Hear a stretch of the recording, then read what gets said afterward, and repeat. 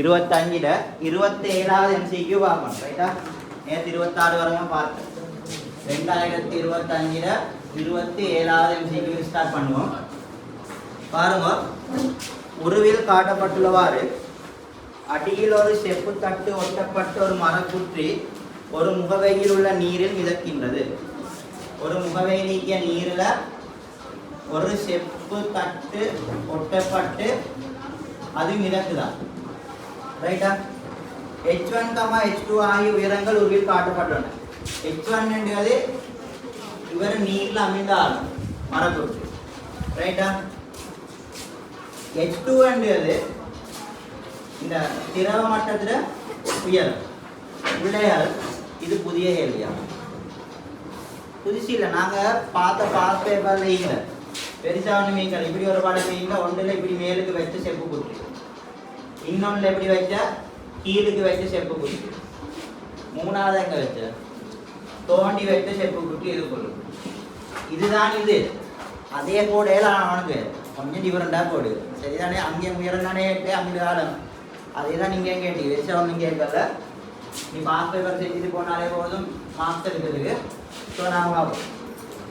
So இப்போ எந்த நடக்குன்னு கேட்டால் உருவில் காட்டப்படணும்னு சிறிது நேரத்திற்கு பின்னர் இந்த தட்டு கலண்டு நீரில் விழுகின்றது. இது கலண்டு இப்போ நீரில் விழுந்துடும். கலண்டு நீரில் விழுந்தால் என்ன நடக்கும் சொல்லும் பாபம்? உயரமட்டங்கள் மாறாமிக்குமா மாறும். ரைட். இதை சும்மா கணக்கு வழக்கு பார்க்கறதுக்கு ஒன்றும் இல்லை. பாருங்க, இப்போ கலர முன்னுக்கு செப்பு தட்டு கலண்டு விழ முன்னுக்கு இவருக்கு ஒரு நிறைக்கும் M1G, இவருக்கு ஒரு நிறைக்கும் M2G. இந்த செப்பு தட்டுன்றது நீரில் மிதக்கக்கூடியதா அமிழக்கூடியதா? நீரில் அமிழக்கூடியது. ஆனால் இந்த மரக்குற்றியோடு இணைச்சி வச்சிக்கத்தால அவர் என்ன செஞ்சுட்டிப்பாரு? இதுல சப்போர்ட்டால மிதட்டிப்பார். அப்ப இதுக்கு மிதக்க தேவையான மேலுதை கொண்ட பெறணும் என்றால் திரவம் என்ன செய்யணும்? கூடுதலாக அகற்றப்பட்டிக்கணும். சரிங்களா? அப்ப இவர் அமிழ்ந்திப்பார். இந்த மரக்குற்றி இவருக்கு தேவையான மேலுதைப்பையும் பெற்றுக்கொள்ளணும் என்ற நோக்கத்தில் நகர்ந்திருப்பார். விளங்குதா? இவருக்கு தேவையான மேலுதைப்பையும் பெற்றுக்கொள்ளணுமே. அப்ப அதனால இவர் வளமையா அமிழ வேண்டியதை விட என்ன செஞ்சிப்பாரு? கூடுதலாக அமிழ்ந்திப்பார். அப்ப இவர் கூடுதலாக அமிழ்ந்து சொன்னால் இங்களை திரவம் அமிழ இந்த பொருள் அமிழத்திருக்கு. அந்த திரவமெல்லாம் என்ன செய்யப்படும்? இடம்பெயர்க்கப்படும். இடம்பெயர்க்கப்பட்டன்னு சொன்னால் இந்த H2 இது தனிய இந்த மரக்குற்றி மற்றும் தனிய டைமுக்கு இக்கோண்டிய உயரத்தை விட கூடுதலாக இருக்குமா? கதை கூடுதலாய் அந்த MCQ கிளியர்னா இந்த MCQ கிளியர். ரைட்டா? ஸோ இப்போ எங்களுக்கு விளங்குது. இது இப்படி இருக்கு ஒரு செட்டப். இது கரண்ட் குளிர்ந்துட்டா பிள்ளைகள். இப்போ என்ன நடக்கும்? இவர் மட்டும்தான் நிற்கும். இவர் மட்டும் எஞ்சும் போது எந்த நடக்கும் கேட்டால் இப்ப இவருக்கு மட்டும் தேவையான மேலுதைப்பை தான் பெற்றுக்கொள்ளணும். அப்ப இவருக்கு மட்டும் தேவையான மேலுதைப்பை பெற்றுக்கொள்ளணும் என்றால் இவர் இதை விட என்ன செய்யும்? குறைவான ஒரு ஆழத்துக்கு தான் விடுவார். விளங்கினா? இவர் அமிழ்ந்த ஆழம் எப்படி இருக்கும்? குறைவாய். விளங்கினா? இந்த செப்பு தட்டுக்காரன் அமிழ்ந்த தேவையில்லை அவரை. விளங்குதா? இவர் செப்பு தட்டுக்காரனையும் அமிழ்ந்து இப்போ செப்பு தட்டு இல்லா போன்றால் அதுக்காக வேண்டிய அமிழ்ந்த தேவையில்லை. தாண்ட நிலைக்காக மட்டும் அமைந்தா போதும். ஸோ குறைவாக அமைவார். இந்த H1 என்ன செஞ்சு குறை. இப்போ இந்த H1 குறைஞ்சு சொன்னால் இடம்பெயர்க்கப்பட பாயின் அளவு குறைஞ்சிட்டேன்னால் H2 என்ன செய்யும்? தானா குறையும். விளங்கிட்டா? H2 என்ன செய்யும்? குறையும். அப்போ விட என்ன வரும்? H1, H2 என்பன குறையும். இதில் புதுசாக ஒன்றும் விளங்கப்படுறது இல்லை. போல அந்த பழைய வாஸ்து தான் கொஞ்சம் படத்தை மாற்றி எவ்வளோ H1, H2 ஆகிய இரண்டும் கிடைக்கின்றன. 27க்கு 4ஆம் ஆன்சர். ரைட்.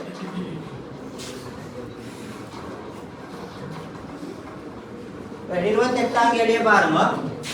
இதுக்கு என்ன? 28ஆம் கேள்வி. குவியத் தூரம் 10 சென்டிமீட்டரை உடைய ஒரு குவிவு வில்லையில் தலைமை அச்சு மீது ஒரு பொருள் வைக்கப்படும் போது ஒரு குவிவு வில்லைக்கு தான் அந்த குவிவு வில்லையிட தலைமை அச்சின் மீது ஒரு பொருள் வைக்கப்படுகிறது. குவியவில்லை அவருடைய தலைமை அச்சின் மீது ஒரு பொருள் வைக்கப்படும் போது வில்லை பொருளின் அதே பருமனுள்ள ஒரு பிம்பத்தை உண்டாக்குகின்றது. அதே பருமனுள்ள பிம்பம் எப்போ வரும்? 2F வச்சா 2F. இங்க 2F வைக்கிறது இருக்கு, இங்க 2F.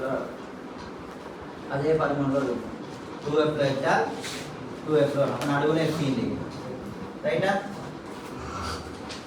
இவ்வில்லைக்கு பதிலாக வேறொரு குவிவில்லை இடப்படும் போது, இந்த வில்லைக்கு பதிலாக வேறொரு குவிவில்லை இடப்படும் போது ஒரு நிமிர்ந்த பிம்பம் உண்டாகிறது. இதுக்கு பதிலாக இன்னொரு குவிவில்லையை கொண்டு போடுகிறோம். போடுகிற டைம்ல பிள்ளைகள் பொருள் தூரத்தை மாற்றினீங்கன்னா மாற்றல, பொருள் அவற்றிலே தான் விளங்கிட்டா. பொருள் தூரத்தை மாற்றினா வரல, பொருள் தூரத்தை மாற்றல, குவி வில்லையோட மாற்று. இவ்வில்லைக்கு பதிலாக இன்னொரு வில்லையை போடு. இரண்டாம் வில்லையும் இதன் போது ஒரு நிமிர்ந்த பிம்பம் உண்டாகுதுண்டா. பிம்பம் எங்க உருவாயிக்கணும்? இங்கு உருவாயிக்கணும்.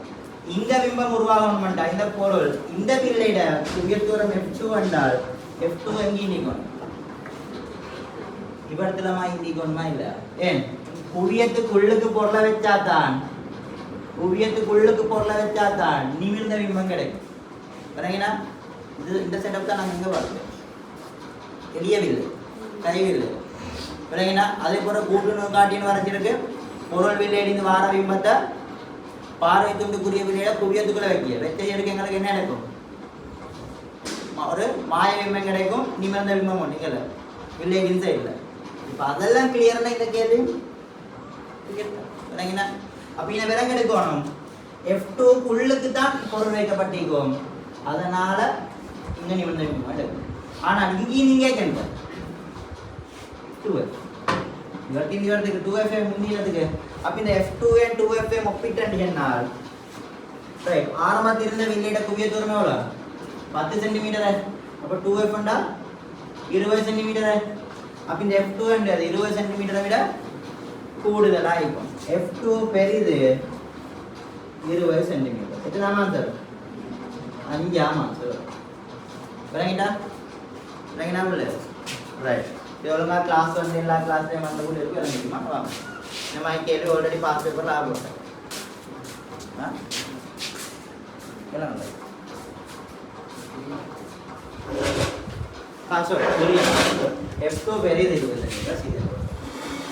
சரி, சரியா சொல்லிட்டு புரிய மாதிரி. ரைட், 29 கேள்விக்கு போவோமா? ரைட், 29. உருவில் காட்டப்பட்டுள்ள சுற்று வரைபடத்தை கருது. அழிக்கனா இறங்கிக்குமா என்ன கேளாது. உருவில் காட்டப்பட்டுள்ள சுற்று வரைபடத்தை கருது. 18 வோல்ட் பேட்டரிக்கு அகத்தடை இல்லை. இந்த 18 வோல்ட் பேட்டரிக்கு அகத்தடை இல்லை. 6 ஓம் தடை குறுக்கே உள்ள அழுத்த வீழ்ச்சியாது. இந்த 6 ஓம் தடைக்கு குறுக்கே உள்ள அழுத்த வீழ்ச்சியாதுன்னு கேட்டீங்க. ரைட், படத்தை பாருங்க. இப்படி ஒரு 18 வோல்ட் பெட்டி வைக்கப்பட்டு ரைட்டா. இங்க 4 ஓம் தடை உண்டு. இதுக்கு பல மாதிரி செய்யலும் நான் கைக்கு வரமா செய்யணும். ரைட்டா, உங்களுக்கு தலையில நிறைய தோடும். 3 ஓம். சரி, இங்க ஒரு 3 ஓம், இவ்விடத்துல ஒரு 6 ஓம், இங்க 4 ஓம். பெகட கேட்டது 6 ஓம் தடை குறுக்கே உள்ள அழுத்த வீழ்ச்சி எவ்வளோ உண்டு. சரி, இதை எப்படி காணலும்? இப்படி பேசலுமே பாருங்க. 6 ஓம் 3 ஓம் விலையில் எவ்வளோ? 6 3 18, 18 இங்கே 9 2 ஓம். அப்போ இவங்க 2 பேருடைய விலையுள் 2 ஓம். இங்கே 2 ஓம், இங்கே 4 ஓம்னா விலையுள் 6 ஓம். இங்கே 6 ஓம், இங்கே 3 ஓம்னா விலையுள் இவங்க எல்லாரையும் விலையுள் 2 ஓம். இங்கே 4 ஓம், இங்கே 2 ஓம் என்றால் அழுத்தம் எப்படி விதமாகணும்? இங்கே 2க்கு 1 வீதம் என்ன அடுத்த வித்தியாசம்? 1க்கு 2 வரும். 1க்கு 2 என்றால் இது குறுக்கே 6 வோல்ட் விரயமாக, இது குறுக்கே 12 வோல்ட் விரயமாக. மாற்ற என்ன? மாற்ற என்ன? என்ன வந்து 18 வோல்ட் இருக்குது. இவரது 2 ஓம், இங்க இது குறுக்கே 12 வோல்ட். மாற்றுங்க. சாரி சரி, தடை குறுக்கே விகிதம் சமனை மாற்றினார். சாரி, இங்க 4 ஓம் தடை, இங்க 2 ஓம் தடை. 4க்கு 2 என்றால் 2க்கு 1 விகிதம். அடுத்த வித்தியாசமும் 2க்கு 1 விகிதம் தானே. சரியா, என்ன மிஸ் ஆகும்? ஒரு 2 தானே வாயும். 2க்கு 1 விகிதத்துக்கு இருக்கு. இங்கே 12 வோல்ட் விரயம் ஆகினால் இது குறுக்கே 6 வோல்ட் விரயம். இது குறுக்கே 6 வோல்ட் என்றால் இங்கிருந்து இங்கே குறுக்கே எவ்வளவு 6 வோல்ட். சரிங்களா? இப்ப பாருங்க, இங்க 2 ஓம் இங்க 4 ஓம் என்றால் இங்க 2 இருந்தாங்க, இங்க இருக்கிற 2 ஓம் இங்க 4 ஓம். சரிதானே? இப்ப நம்ம படத்தை இது வந்து குழம்புதா இந்த படத்துக்கு ஒரு இஷ்யூ இல்லை. இப்ப பாருங்க, இப்படி இருக்குது 6 ஓம், இப்படி இருக்குது 3 ஓம், இங்க 4 ஓம் இருக்குது. எங்களுக்கு தெரியும் இது குறுக்கே 6 வோல்ட்னா இதுக்கு மொத்தமாக குறுக்கேவும் 6 வோல்ட் தானே, மொத்தத்துக்கு குறுக்கே 6 வோல்ட் தானே. இது ஃபுல்லா குறுக்கே 6 வோல்ட் விரயமாகுது என்றால் எங்களுக்கு தெரியும் இவங்க 2 பேரையும் விரைவில் எவ்வளோ 2 ஓம், இவங்க 4 ஓம். இது 2 ஓம், இது 4 ஓம் என்றா பிள்ளைகள் எங்களுக்கு 6 வோல்ட் அடுத்த வித்தியாசம் உண்டு இருக்குது. அப்ப இது குறுக்கே 2 வோல்ட் விரயமாகி இது குறுக்கே 4 வோல்ட் விரயமாகும். விளங்குதா? அப்ப இவங்க 2 பேரையும் குறுக்கே 2 வோல்ட் என்றால் இவரே குறுக்கே 2 வோல்ட், இவரே குறுக்கேவும் 2 வோல்ட். அப்ப 6 ஓம் தடையும் குறுக்கே உள்ள அடுத்த வித்தியாசம் 2 வோல்ட். முதலாம் ஆன்சர் விளங்கிட்டா? அப்ப முதலாம் ஆன்சர் வரும் 2 வோல்ட் என்று. இப்படி அடுத்த வித்தியாசங்களை வச்சு உங்களால செய்யல வேண்டாம். மின்னோட்டங்களின் அடிப்படையில் போங்க. விளங்கிட்டா? மின்னோட்டங்களின் அடிப்படையில் போச்சிருக்கு. உதாரணத்துக்கு இங்க அவசரமா பாருங்க, மாசமா இல்லைன்னா 4 ஓம் 3 ஓம், இங்க 3 ஓம் 6 ஓம் 4 ஓம். பாருங்களேன், இப்ப இது குறுக்கே அடுத்த வித்தியாசம் தானே கேட்டேன். இது குறுக்கே இதுக்கும் இதுக்கும் குறுக்கே அடுத்த வித்தியாசமே. உதாரணத்துக்கு எடுக்க இதனூடா ஐ மின்னோட்டம் பாயுதுண்டு. இப்படி இதனூடா ஐ மின்னோட்டம் பாய்ந்தா இதுனூடா எவ்வளவு வாங்கிக்கணும். இது குறுக்கே இது குறுக்கே அடுத்த வித்தியாசம் சமனாகும். இதுக்கும் இதுவும் குறுக்கே இதனூடா இது கூட 2i. விளங்கிட்டா? இதால 2i என்ன இதனாலும் சேர்த்து 3i. விளங்கிட்டா? இப்ப இங்க 3i, இங்க பாருங்க இதுலயே விளைவு தடை எவ்வளவு 2 ஓம், 2 ஓம், இங்க 4 ஓம். அப்ப விளைவு தடை 6 ஓமிக்கு, இங்க 3 ஓமிக்கு. 6 ஓமு குறுக்கே 3i வைத்தீன் என்றால் 3 ஓமு குறுக்கே 6i வைத்தீன். விளங்கினா? 2 மடங்கு ஆகணுமே. சரியா? இதுக்கு குறுக்கே இது குறுக்கே இது குறுக்கே அடுத்த வித்தியாசம் சமனே உள்ள இதுக்கு இங்கே நீங்கேக்கும் இங்கே நீங்கேக்கும் அடுத்த வித்தியாசம் சமன். ஸோ இவ்விடத்துல 2 விட தடை 2 ஓம், இங்க 4, மொத்தமாக சேர்த்தினால் 6 ஓம். இந்த 6 ஓமின் ஊடாக போன மின்னோட்டம் 3i என்றால் இந்த 3 ஓமின் ஊடாக போன மின்னோட்டம் 6i என்றால் அப்ப இதால 6i இதால 3i என்றால் வந்தது 9i. விளங்கினா? அதன் அடிப்படையில சுற்று இது வேலை கூடயா, இது வேலை கூட, இது 18 வோல்ட் தானே. அதுக்கு பிறகு சுற்றுலிங்க விளைவு தடையை காண்டிட்டு V7 IR போட்டு ஐய காணு. அப்ப ஐக்கு ஒரு பெருமானம் வருமே, அந்த ஐய இந்த 6 ஓமான பெருக்கினால் இது குறுக்கே அடுத்த வித்தியாசம் இது குறுக்கே V7 IR தானே. நீங்க ஐய கண்டுபிடிக்க முழு சுற்றுக்கும் போட்டு ஐய கண்டுபிடிச்சிட்டு அந்த ஐய தெரியும் அனுப்பி இந்த ஐ தானே நான் கண்டுபிடிச்சாய். அப்ப இது குறுக்கே V7 IR போட்டுண்டால் விய காணேலும் ஐக்கு பரிமாணம் கொண்டு வரும் 6ஆல பெருக்கினால் இது விளங்கிட்டா? ரைட். அப்போ உங்களுக்கு இது இன்னைக்கு 2 மாதிரி செய்யல. நான் இது வைத்து செய்ய வெற்றி வழங்கப்படுத்தினா அது செய்யறதா கொஞ்சம் கணக்கு ரூபாய் போடு. ரைட்.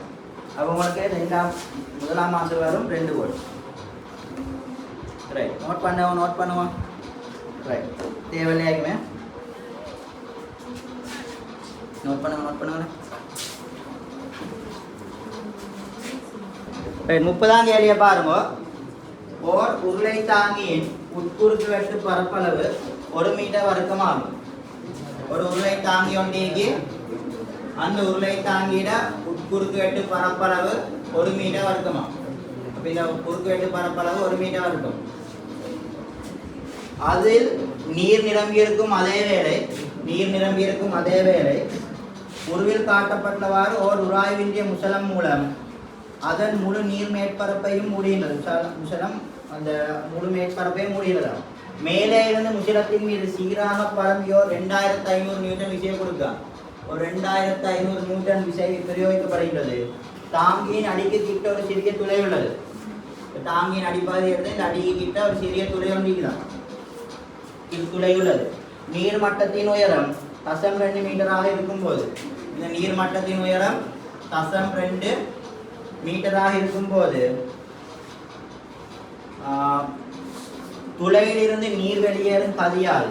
இந்த துளையிலிருந்து நீர் வெளியேறும் கதியாது நீரின் அடர்த்தி 1000 கிலோகிராம் மீட்டர் மைனஸ் டி. உள்ள இந்த கேள்வி உங்களுக்கு லேசாகிக்கும்னு நான் நினைக்கிறேன். நான் உங்களுக்கு ஹைட்ரோ 20 MCQ செஞ்சாட்டு 20 முடல் உண்டு. அதில் அந்த கேள்வியோட பேசிக்கிற கேள்வி அந்த கேள்வியை புறக்கணிக்கத்தக்க ஒரு கேள்வி என்ன பொறுத்தது ரைட்டா. இந்த கேள்வி ஒரு ஹார்ட் இல்லை. இப்போ அந்த கேள்வியில் நான் பார்த்து ஞாபகம் வரும் இந்த வியோட வேகத்தில் வேணால் எவ்வளோ தூரத்தை வைத்து கொள்ளும் அந்த கான்செப்டில் நான் விளங்கப்படுத்தி இதுதானே. ஞாபகம் இல்லாத போல கொஞ்சம் பழைய பேப்பரை எடுத்து திரும்ப பாருங்க. நீங்கள் எழுதி பேத்தியுமே விளங்கப்படுத்தி அதில் ரிவைஸ் பண்ணணும் சரிதானே. அப்போ ஒரு ஐடியாவில் வரும் ரைட். இப்போ வெளியேறும் கதையை கேட்டென்றால் நான் இங்கேருந்து இங்கேக்கு வேணியின் தத்துவத்தை யூஸ் பண்ணேன். இப்போ மாத்தானே செய்யுது எங்களுக்கு தெரியுமெண்டா இவரத்துல வளிமண்டல அமுக்கம் பைதான் ரைட்டா.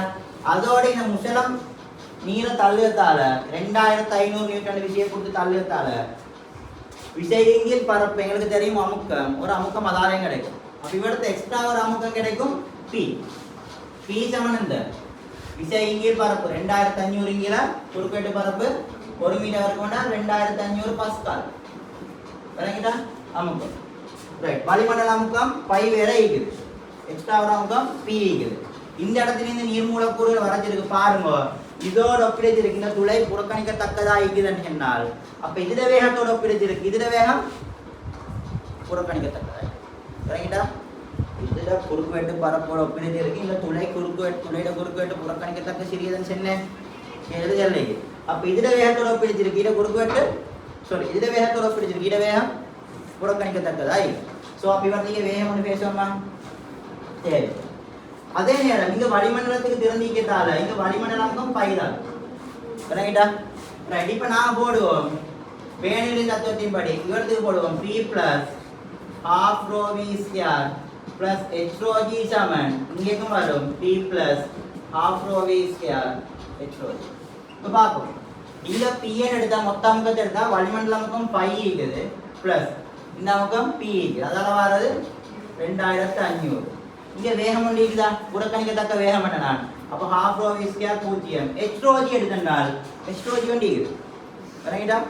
H எவ்வளோ கஷ்டம் 2 ρ எவ்வளோ 1000 E எவ்வளோ 10 ஈக்குவல் டு P. இங்கே P அந்த வளிமண்டல அமுக்கம் பைக்கு சமன் ப்ளஸ் இங்கே ½ ρ V² இருக்குதா இல்லை இருக்குது ½ ρ V² ப்ளஸ் H ρ G இருக்குதா இதைத்தான் கிடைமட்டமாக கருதினா இல்லை 0.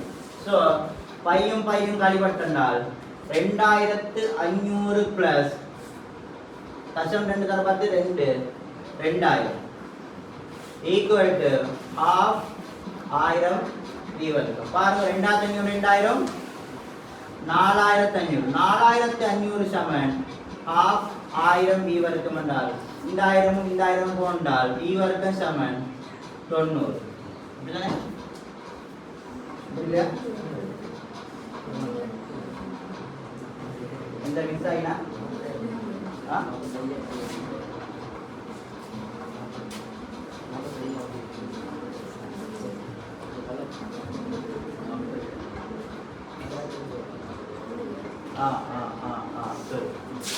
மிஸ் ஆகி இவருக்கு 4000 இருக்குது ரைட்டா. இவருக்கு ஒரு சைபர் மிச்சமே சரியா இன்னொரு சைபர் மீட்டர் 10 மீட்டர் ரைட். அப்போ இப்போ எந்த நடக்குதுன்னா 100 இங்கே 2 சைபர் 3 45 கீழுக்கு 10 சரிதானே. அந்த 10 கீழே வருமே. ஸோ V வரைக்கும் சமன் எவ்வளோ 9 V சமன் 3 ms ரைட்டா. ஸோ 5ஆம் ஆன்சர் வரும் 3 ms வரும் ரைட். 30க்கு 5ஆம் ஆன்சர் நோட் பண்ணுவோம்.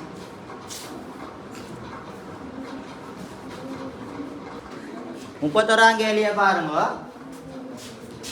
31ஆம் கேள்வியில் படத்தை பார்த்துட்டால் இதுக்கும் இதே மாதிரி கேள்வியோட நாங்கள் இதுக்கு முன்னாடி பார்த்தீங்க ரைட்டா. உங்களுக்கு ஞாபகம் நீக்குமான்னு எனக்கு தெரியா நீக்குமாண்டு. ஆனால் இதை உங்களுக்கு விளங்க படிச்சது ஞாபகம் எனக்கு இது ரைட்டா. இப்படி ஒரு ஒளிக்கதிர் வந்து படுகிறது அதுக்கு பிறகு அது இப்படி படுகிறது எகைன் அது இப்படி படுகிறது அதே போல இப்படி போகும் ரைட்.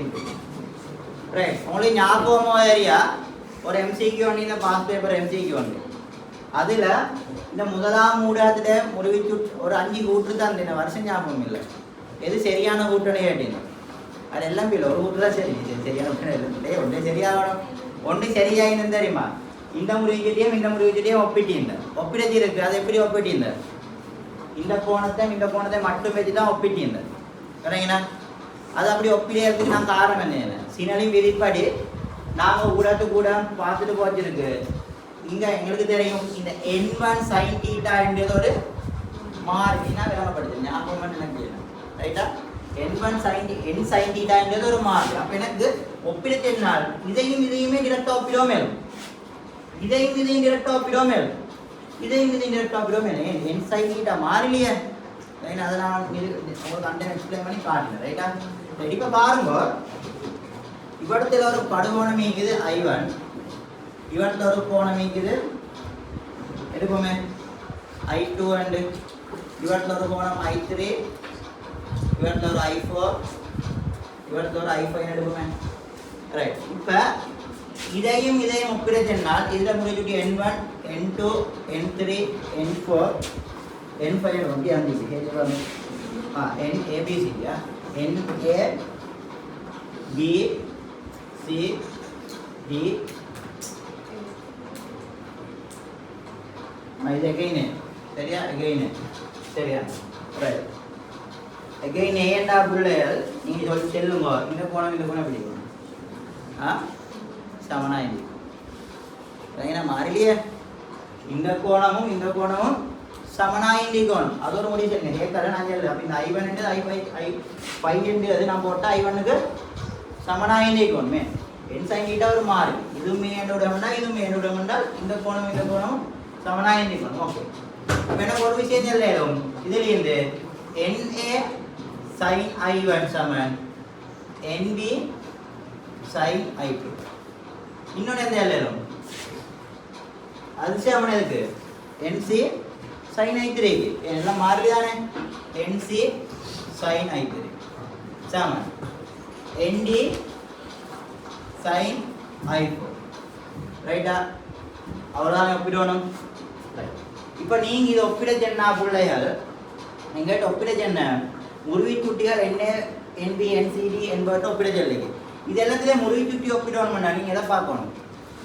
கோணங்களை பார்க்கணும் சரிங்களா ஏன் n sin I அது மாறிலி என்றால் கோணம் கூட இருக்கு sin I கூட இருக்கு முருவி சுட்டி வரும் அதே sin I வரையிருக்கு முருவி சுட்டி கூடும் அப்போ ஒப்பிட்டு விடிய செல்லமாகும் இந்த பாடத்தில் ஒப்பிடுறதே நீங்கள் பேப்பர்லேயே பாடத்தில் தான் ஒப்பிடணும் சரியா ரைட்டா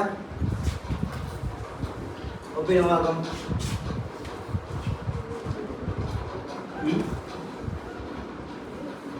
ஒப்பிட்டா எத்தனை சார் இது நீங்கள் சொல்லுங்க I1 விட I2 எப்படி இருக்குது சிறிதா இருக்குது I1 விட I2 சிறிதென்றால் இந்த I1 விட I2 சிறிதென்றால் எது பெரிது NA விட NB பெரிது இந்த I2 I3 ஒப்பிட்டால் I2 விட I3 பெரிது இந்த I2 விட I3 பெரிதென்றால் இது I3 பெரிதென என்ன முடிவுக்கு என்ன நினைக்கணும் குறையணும் யாரை விட இது NB விட குறையணும் அப்ப NB விட NC குறையணும் சரிங்களா again இந்த முடிவில் இந்த கோணம் நல்லா சிறிதாயிட்டு அப்படிதான் அந்த படத்துல நீங்க இதுல கோணம் ஆக சிறிதென்றால் இதுல முடிவுக்கு எந்த ஆக கூட அப்ப ஆக கூடின முடிவுக்கு ND ஆக குறைஞ்ச முடிவுக்கு எந்த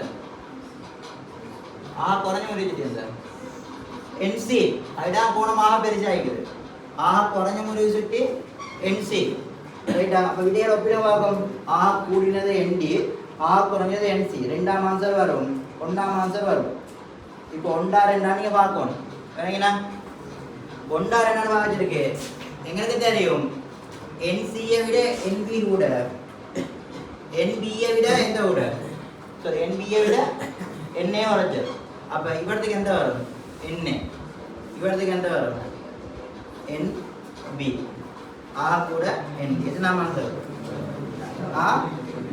முதலாம் ஆன்சர் வருமா வராதா இது ஒரு லேசான ஏரியா நான் உங்களுக்கு ஓடி நம்ம பார்த்து இறங்கப்படுத்தினா அந்த ஞாபகம் இல்லை லேசாக செய்யணும் சினானியம் விதிப்படி n into sin i பெருக்கலாம் ஒரு மாறிலி. இவ்வளவுதான் கான்செப்ட்.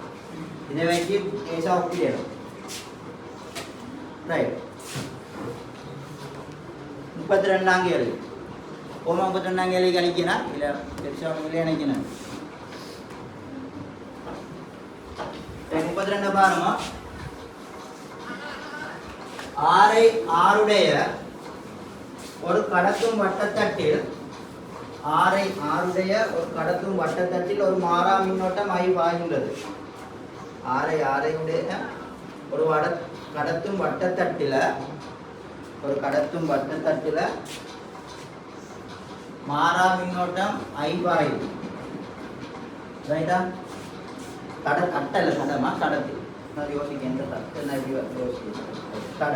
தடம் பாய அடர்த்தி BA உடைய ஒரு சீரான காந்தப்புலத்தில் இந்த இது காந்த அடர்த்தி BA உடைய ஒரு சீரான காந்தப்புலத்தில் தளத்திற்கு செங்குத்தாக இருக்குமாறு வைக்கப்பட்டுள்ளது. தடத்தின் மீது தாக்கும் தேடிய காந்த விசையாது. இது என்ன வரும்? பூச்சியம் செஞ்சு பார்க்காம தெரியல. சரிங்களா? ஏன் இழுக்கு என்றாலும் சரி தள்ளு என்றாலும் சரி வட்டைக்கும் நடக்குமே. இப்ப இவர் உண்மையிலே வெளியே இப்படி செய்தாக்க நீங்க எப்படி தாக்கும், இப்படி தாக்கும், இங்க இப்படி தாக்கினா இங்க இப்படி தாக்கும், எல்லாமே தெரிஞ்சிடும். பூச்சியமா நம்ம இதுல தாக்க விட விஷயம் பூச்சின கேஸ் செஞ்சு பார்க்காம விடையே போயிடும். சரிங்களா? இதே லேசான விடைப்படுத்த உங்களுக்கு வர முடியல. சரிங்களா? ஏன் உங்களுக்கு 2 வருஷம் தான் டைம் கிடைச்சி. சரியா? 2 வருஷமே டைம் கிடைச்சி. உங்களுக்கு கஷ்டமான போட்டு போட்டால் நான் படிக்கல. அப்போ நீங்கள் கொஞ்சம் லேசான பேப்பர் எதிர்பார்க்கணும். ஆனால் நீங்கள் நான் நேற்று என்ன மாதிரி கஷ்டமான பேப்பர் ரெடி ஆகிட்டு போகும். அப்போ லேசாக வந்தால் சந்தோஷமாக எழுதிட்டு வரேன். இல்லாட்டி கஷ்டமாக வந்தால் விடப்பா. ரைட்டா? பூச்சியை வந்து விளங்குதா? ரைட். இப்போ உங்களுக்கு இதுக்கு விஷயம்லாம் பார்க்க தெரியும். விஷயம் பார்க்க தெரியும் தானே? உதாரணம் டக்குனு சொல்ல பாருங்க. இப்போ இது காந்தப்புலம் வெளிநோக்கி எடுப்போமே. டொட்டுன்னு போட்டால் காந்தப்புலம் வெளிநோக்கிய விசையின் திசையை பார்க்க இடக்கை விதைய காந்தப்புலம் வெளிநோக்கி. இவரது மின்னோட்டம் எப்படி இருக்கும்? மேல் நோக்கி. அப்ப விசை இதுல இங்க தாக்கி. ரைட்டா?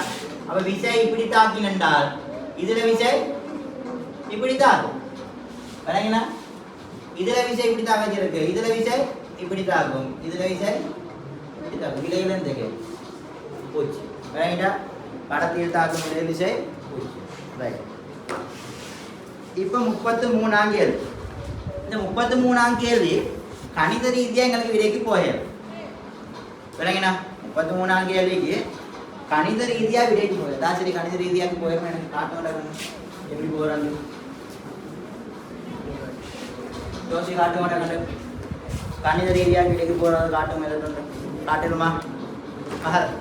ஏழுமா? கணித ரீதியாக விடைக்கு போயிடுமா? உங்களுக்கு ஏழுமா? இங்க ஏழா. அப்போ கணித ரீதியாக விடைக்கு போயலாம். நான் சும்மா கேட்க ஒரு திணிவை உள்ள ஒரு M திணிவுள்ள ஒரு பொருளை வழியில சுயாதீனமாக கீழுக்கு விட்டார். இவர் என்ன செய்யும்? இவர்ல புவியீர்ப்பார்முக T மட்டும் தொழிற்படும். எனவே நிறை MT மட்டும் இருக்கும். புவியீர்ப்பார்முக T கீழ் நோக்கி இருக்கும். எனவே அவர் கீழ் நோக்கி ஆரம்பிடுவாரு. இந்த கேள்வியில பாருங்க. ஆரம்ப செகண்டில் காந்தம் விழக்கூடிய தூரமே ஹெட்டிக்கு. இப்போ இந்த காந்தம் இல்லாமல் சும்மா ஒரு பொருளாக யோசித்தால், இது ஒரு காந்தம் இல்லாமல் ஒரு சும்மா ஒரு பொருளாக யோசித்தால் இவர் முதலாம் செகண்ட்ல எவ்வளோ தூரம் போகும்? சரிங்களா? உங்களுக்கு அதை பார்க்கணும். SM UT plus of ADSK விளங்கப்படுத்திங்க. ஞாபகம் எனக்கு ஆரம்பம் வந்த பூஜ்ஜியமே அரை தர 5 தர T ஒரு செகண்ட் 1 வர்க்கத்துக்கு 1 தான். சாரி 10 அரை தர 10 12 இருக்கா 5 மீட்டர். அப்ப சுயாதீனமாக ஒரு பொருளை கீழுக்கு விட்டால் அவர் ஆரம்ப செகண்ட் முதலாம் செகண்ட் எவ்வளவு தூரம் போகும்? 5 மீட்டர்ல போகும். அப்போ ஒன்றோ இவர் 5 மீட்டர் பைத்திக்கணும், அல்லது 5 மீட்டர் கூட பைத்திக்கணும், அல்லது 5 மீட்டரை விட குறைய பைத்திக்கணும். இவர் எந்த அளவுக்கு இப்ப பேசுவோம். இவர் சுயாதீனமான இப்படி ஒரு சும்மா சாதாரண திணிவு பொருளா இது செல்லும் பார்த்தோம் இல்லை. இவர் எந்த ஒரு காந்தம். அந்த காந்தத்தை என்ன செஞ்சீங்க என்றால் ஒரு தடித்த சுவரில் ஒரு நிலைக்குத்தான நீண்ட அலுமினிய குழாய். அலுமினிய குழாய் என்றால் ஒரு உலோகம் தானே, உலோகமே. இப்போ இது எப்படி ஆகிக்கும்? இது வட்ட குறுக்கு வெட்டொண்டி உருளை வெட்டு இப்படி வட்ட குறுக்கு வெட்டொண்டி. இப்போ நான் உங்களுக்கு இந்த கேள்வி விளங்கப்படுத்த முந்தி நான் ஜிபி ரிவிஷன் உங்களுக்கு செஞ்சேன். அதில் ஞாபகம் மீந்தா செல்லுங்க பிள்ளையார் ஒரு கேள்வி நாங்கள் பார்த்த இப்படி ஒரு கேள்வி. உங்களுக்கு ஞாபகம் எனக்கு டவுட் தான், இருந்தாலும் நான் சும்மா வரையப்படுறேன். இப்படி வச்சு இப்படி ஒரு காந்தத்தை முன்னோக்கி கொண்டு வச்சிருக்கு எந்த நடக்கும்னு ஒரு கேள்வி பார்த்தேன். படிக்கல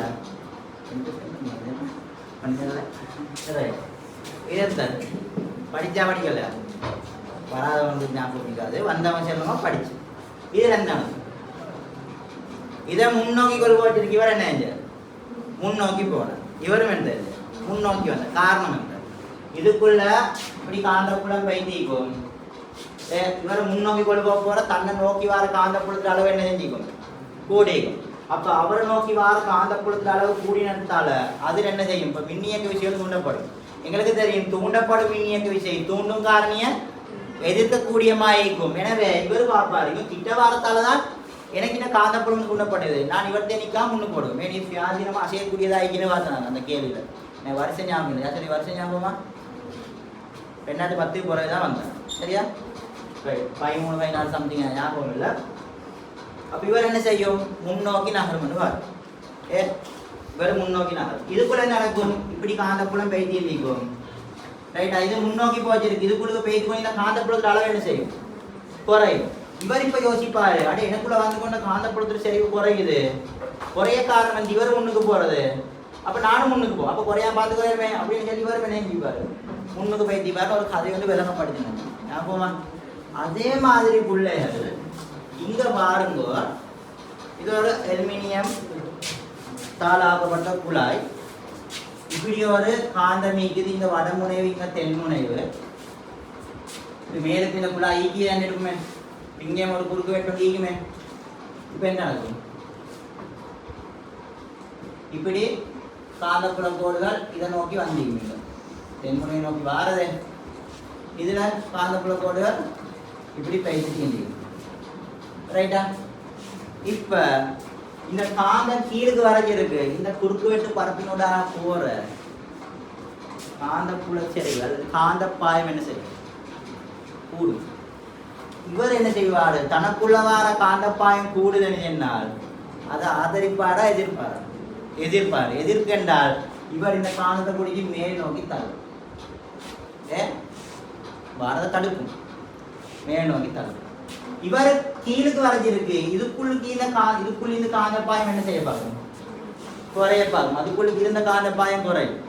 அதுக்குள்ள இருந்த காந்த பாயம் குறையும் போது இவர் பார்ப்பாரு, போராணிவன் அதனால எனக்கு இப்படி காந்த பாயம் குறையுது, இவனை போகூடப்படான்னு சொல்லி அவரும் என்ன செய்ய முடிஞ்சு மேல் நோக்கி இருக்கு. இப்ப இந்த தொகுதியில மேல் நோக்கி ஒரு விளைவு விசை எப்படி எட்டாகுதா? விலை எம்ஜிஎம் நீக்குதா? முந்தைய ஆரம்பத்துல எம்ஜி மட்டும்தான் இருந்த, எம்ஜி மட்டும் இருக்கு. இவருடைய விளைவுட ஆரம்புகள் ஜியா இருந்த கீழ் நோக்கி. இப்ப இவருடைய விளைவுட ஆரம்புகள் நீங்க சொல்லுங்க, ஜி ஆயிருக்குமா? ஜியை விட எப்படி இருக்கும்? ஜியை விட எப்படி இருக்கும்? குறைவா இருக்கும். ஏன்? நிறைய எம்ஜி கீழ் நோக்கி தாக்கிருக்கு, மேல அதிகமா விசை F1 மேல் நோக்கி தாக்குது. அப்ப விளைவுல அந்த ஆரம்புகள் என்ன செய்யும்? குறையும். இங்க ஜியா இருந்தது, இப்ப ஆறுமுடுகள் ஜியை விட குறையும். ஆறுமுடுகள் ஜியை விட குறைஞ்சால் ஆறுமுடுகள் புவியீர்ப்பார்முடுகள் ஜிக்கு சமனா இருந்தா தான் ஒரு செகண்ட் 5 மீட்டர் இயங்கும். ஜியை விட குறைஞ்சால் 5 மீட்டரை விட குறைவாத்தான் இயங்கும். 5 மீட்டரை விட குறைவான தூரம் ஒரே ஒரு விட அன்னைக்கு 1 மீட்டர். முதலாம் ஆன்சர் மட்டும். ஸோ 33க்கு முதலாம் ஆன்சர் வரும். சரிங்களா? சரியா? நோட் பண்ணிக்கோங்க.